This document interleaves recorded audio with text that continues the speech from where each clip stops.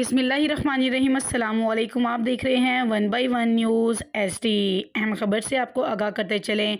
हज़रत लाल शहबाज कलंदर के उर्स मुबारक की तकरीबात का सिलसिला जारी। दूसरे रोज़ भी सिक्योरिटी के गैर मामूली इंतजामात, हज़ारों एहलकार सिक्योरिटी के सरंजाम संभाले हुए हैं।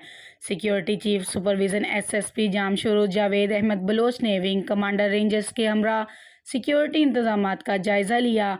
जावेद अहमद बलोच ने दरगाह, जहाज़ चौक, धमाल चौक, गोल्डन गेट समेत शहर में दौरा करके सिक्योरिटी के इंतजामात पर नज़रसानी की।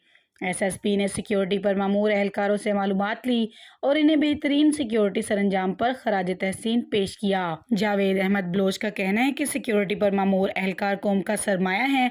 आवाम से तामुन की अपील की जाती है। इनका यह मज़ीद कहना है कि सिक्योरिटी पर किसी भी किस्म की गफलत नाकाबिले बर्दाश्त है।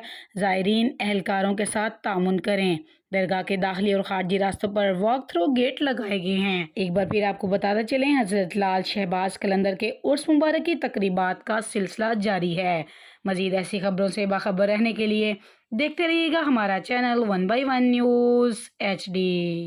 ताज़ा तरीन अपलोड्स की नोटिफिकेशन हासिल करने के लिए हमारे चैनल को सब्सक्राइब करें और साथ में दिए गए घंटी के निशान को दबाना ना भूलें।